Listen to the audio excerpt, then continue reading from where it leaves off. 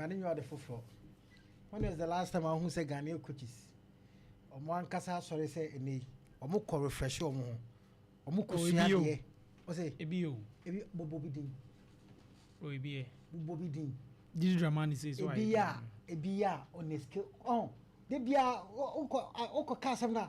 No, but justify says, Kwame Messi examination. I 10 now answer 3. Kofi so fail. Anna. But in just one to answer questions, maybe. And Tessa. Opemsuo choose video the best.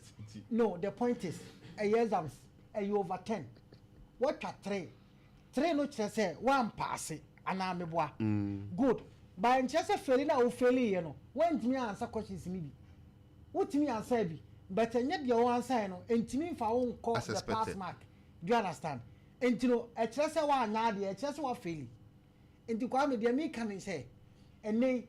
Edenya ubenya nipa ba akumi ni bi wo ho a obetima esade no ba buza ho say majority on a scale nipa do say na kwame omudi esade no just to refresh omu course no na so omu dwumade omudi no how many of them covid the last time our TV no na nya GF4 no ana ene omu so omu de friends omu course training course so omu de like Kingston like only like go be jump into mu I said, no, we have 3 coaches. 3 with a dormant. Yes. And a coach. Rafi or Mama, come on, Shafiu B. Yeah. And I think jumping to home. Minkai. Mary Red, Namo. And you know, Kwame, it's hardly you see our coaches or investing on or mumu from baby or more, some upgrade or more. And you don't see that. Until Kofi about Trano, I can say. I mean, and you may be a BT coach, Maso Konadu. Come and no man else couldn't no money be back home. A cost from maybe back home. And Tinomino, because they don't invest and future no. Sometimes, Ghana has say no. You're due to my community, I do to standard they set here do tour. We are top notch coach or my mo say and no one any near the who and one so table so ye deal Sunny yes Sunny who to go for me the point is your Ghanaian coaches no it's hardly you see them investing in themselves. It's okay, hardly now coaches near Gordon Trump. Yeah. With a Dormont. Yeah. And a coach Fatah Salifu. Yes, so me and son. I don't know if you follow. But I'm going to like Azal and Joa could be that. Yes. If you follow, let's sponsor. So, look, Kwame, me Kakran say, they should invest in themselves, Kwame. No more upgrade, no more courses, Nibi. Now, I feel you enter on my shame Kakra because you can't be comfortable, baby. I want to say because with time, no money call any now. No money be so shame. Ne be free, ne be back account. So on Kwame today be an hour refresh on. By Ghana 4% a pound miles or can do. Kwame do na some more trono. Look, he told us point blank that they are ready. They've had enough preparation. Meboa. One mebo voice no okay. One mebo sure. He told us said the best of preparation be an omenya and wanya and again omo you ready. I said, when we are ready now, then I'm sorry. Kwame, I will blame Coach Maxokonedu and blame the FA as well. Because, you see, business now, more than national team, junior national team, Kwame, the Biabe say, near Betrania say, can the same thing. The Biabe Kwaba near Betrania can the same thing. Me say Saturday na Friday me can say how many of the under 17 players are boy no to do on the under 20 how many of them one I no crown no nya bi mo be mo one under 17 players we emu one pair Zuba me no nyina nim say Kroma no ye transition asem no de a problem ba Kwame ntino e was say basa na e was say de bia to aso yes na I was saying na brain now. You cause you repeating the same mistakes because at the way they Kwame, it cut across every nation, every country. Kwame, that is what they do. Transition is very important. You build upon San Yomano. no one the best out of form in future to be in the national team. And to come and say, after South under 24 World Cup, no, under 20 World Cup, no, at least that was 2009. 2010, Kwame, how many of them have opportunity to play in the Ghana Black Stars World Cup? We got a lot of them. Omoko making impact. Omoko bobo in a year. They were from the under 20. A year after Omoje under 20 World Cup, they got opportunity to play our Ghana national team. Kwame, after sa generation, after sa omu generation, omu hesitate from under 20. ABS bioda. You get bioda. Obian for sa proper planning wa komuda. Say nay, ye shania to think kodai going forward. Kwame nay, and maybe you also me and your mom so bad shema my. Ye bio. Nti Kwame adianka wo ye ya am manifesting and you the results the amount.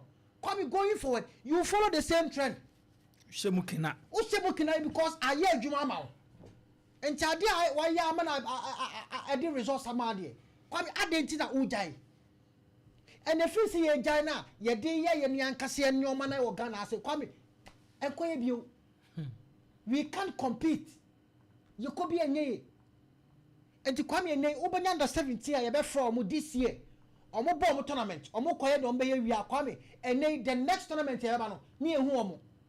Because they want to call them not at least or more or many contract or many clubs outside Ghana. No more the amount Kodano. Say there be a nay or mobile corner at least teams be almost film and also almost educated come almost on your scar. And nay, thank you, almost 3 under 70 or more quanta 20 near proper almost for future. We don't get it that way anymore. Because now yeah collapse for for contract. Yeah collapse say nay or more coba and they omit my tongue no man yesika. They don't do collapse say nay or more bois aboa to 10 Kodano say they are going forward. Kwame ye benyan fasua fu omoso. Junior side from 17, 20, 23 and national team. Now you don't see that anymore. So Kwame, how do you want to go and perform well? Ebasa akwana football kind of cray. Because Kwame, and then Ghana has said no. I said, de piano, ye ding a me, and a baby ye, de piano, ye ding cross someone kwan, a yoma. Meanwhile, the Ajumakuna or see a yena, ye jaswa na Fianca bomb pie say, like a better at all. We don't do that. But we only give hopes. Enyame pa. Meanwhile, we are not working towards Enyame peno. How do you want to succeed? So come in here, near Sabetraha, near discuss under 20. Masokona do under come under 20, any under 17. Come your top coaches or more Ghana hanging will be a coach. Boy, your top coaches in there, so Munya in your opportunity to coach. Ghana, as we speak, how many are your top coaches? You look at him, how many are your top coaches? Oh, now the coaches no much more than the you more much more than the they are one away. No, much I say, you under 17 and 20. Come your top coaches in now, Munina, free CCI, or me top coach, or Munina coach me. And Quay, until the end, the debut. Into the position air day. Anane, your top coaches in na or Munina coach under 20 under 17. Come here, into the issue near day. A day. Or how no air or how bay if we have come here, it means that there is something wrong somewhere. We are not doing, idea about Boamana Yidi, about manifesting. And you go for top notch coach about Kwame. If you're not doing the right thing, Kwame, you are not going to get the results. You won't get it. You won't. Kwame Fefe, Kobora ya dosu a system you move too much. From under 17 to the national team Black Stars. They be a freeway, the next time we near who new faces. Near your way. How? Come, you don't build team like that. And to until Kwame, if you follow, a plan, proper strategy for your junior teams. No, say nay, ye may own 4 or 5 years, and they starting with young builder from this point to that point. Kwame, and yes, sir, it will be difficult for us to get the results. Are they? Na de bia ya tuskagu na de bia ko ponti we nti se coach Ben aka ni ye de ne kwa coach bi coach Benaka deɛ ma ɔno anto aso wo de me busa coach Benaka coaches de se bebre ho kwame me see ye top coaches are omo Ghana ha nyina ye domu nyina akosi wo they couldn't work they couldn't get us results enti se ho na aka ho ne ya genkwa no ofiri hefa onyama ya na ana afe ne ye be wo agenkwa no coaches de se bebre ho enti ho bio na aka bebre na kwam bebre de enti ho bio na aka omo ye me see ye ju omu di o man mu hase no omo nyina akọ no obi enti anya adwuma no obi enti anya enti ho amu na aka sese ho na be gi afiri oha ne amane hunu we mu ho ya proper selection on be no omo nye again omo wi a omo be from so na kwa no omo be di dwuma no going forward omo be bo omo no ma to aso omo be di dwuma no enu ane askate na omo ko omo fi system ni mu na omo ko for another set of group aba because they think that after so many collapse no omo be tima ton omo nyeska how come here for forward here si otimi chim wi ase pa na ko na nim se ya aka me chim wi ase na tetem na ope no ana say yes man na tetem a na chim no na aba aso na komoko Zuba I'm telling you see a chim wi ase who's the first na omo me bicycle ma han no unso ko han a okwa odi bike no ma han no what time ni mo chim time no because 5 minutes and be at 2 series na ya ma 5 minutes the 5 minutes one hwe abetwi be 3 minutes obebo wase time na so odi ma no chim time ni nti efe we say chim wi ase na ye ya ka me chim wi ase say time na so any say another time na o makọ ja tum so o eligible so be ka me say chima na aso atwam omo die nam o dia fe o mba o nya bibi papa bia bobo be di ma mi tie bibi papa na o ma ye na e bua ma ye football tum pon e bi wo hefa FIFA forward money ba ni ya koto to ball host na clubs we mo mani age ni abeto to ball host embomomomomo we ati si mo park so no mani age kokore Rwanda kwahwe onum FIFA forward money when the last Rwanda ma qualify for World Cup da o ma ko bi da kokore hotel ni nyoma sa FIFA forward money o mo de ba no kohwe sa 4 star ne 5 star bia o ma use o mo gi asu iska no e de aye ho kone kohwe o na zanza pram be si wa ye de pram sika akọ pram no e so facility ne si won sika akọ pram no e so facility ene si won come let's not worship this because they're not doing the right thing they are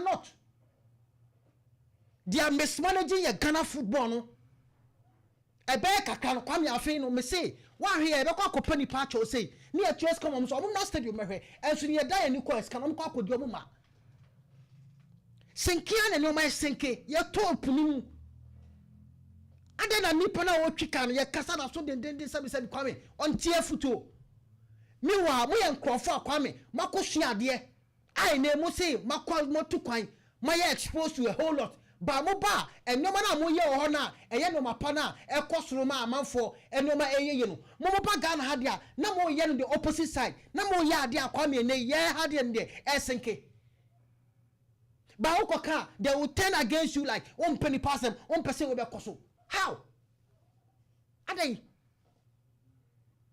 Ghana kwala omo makosuku kwame omo di animo a omo ma ye ne edi ache ne bre Ghana pe enso kie ko school di ba ye nyoma ye ba ye kwa de school na ye ko ye no kwame ene no ye sade atag against o man no ale sade di o man nya how obi anya ni opeso obu nukom obi anya ni opeso osisi no ade kwame has of kakra wi da me fancy you see as of focus kwame ale asemu mpesa me ye na me ma pram pictures ni bi na kwame ye nto aso na pram sem de jai pram wo tese ye did more pram enfi sa ata me sana mo keji mpo o tese ye pram si wonu ma de bia ye discover ye ko she pram ye discover ye ko she pram kwame pram ska akọ no e so facility ne si wonu kame mo e so facility si ye o ma bia anka sika ye nya no FIFA fo no ho ana say World Cup stages kwame e was a 4 star 5 star hotel ye yesi ho Ghana Black Stars ba kwame ho no mu ko besi e ho no so mu ye training e ho no so mu da ni aba ni akọ high hotel aboden wo baby na o mani say boka ni akọ high 5 star 4 star e wo baby na o mani say boka papa me so kwame e deserve say nke o say kenya 4-star 5-star hotel is one ma Ghana Black Stars for the bar kwame ho koda entiene omo ye fa say the highest rank kwame Ghana way am pram na bi na and then Black Stars for the from koda o Black Stars for na omo ye mpanimfo na kwame nei omo ba na ha say be bia asesa no isura ne kwansa no and then ye from koda o if truly Sapampama kwame di cheme e deserve the standard that ye be use for Black Stars na and then omo ba omo koda o okay mate yemra has na kwame has of folk omo nye no omo coach yeska no warning na enya warning but omo nye no omo coach yeska no emre ko Hamza dia okay kwame it will be difficult for the player to feature in their games if say omo an ITC in Koya they can sign him by ITC in Koya kwame it will be difficult for him to play our club ni anameboa oni your friend say mauli wa yo nyina entene se Hamza yakwa definitely woni ni contract you will get money ewom enti sa mauli wa yo ekwa kwame no contract ubenya ska akra o enti sa sika no mpo kwame let's assume so ubenya akra aden na mpo no on pesika o ba bi enclear na we no de ne ba ali so de akoso so bi empathy to ho sika no so kwame o ye den a obetua enti right from day one a woni so obetua no ade na kwame on tuen free ho na wonya wasodwe emfa prepare team no na de bia choka de bia hazo foko adai kwame adai ate me da say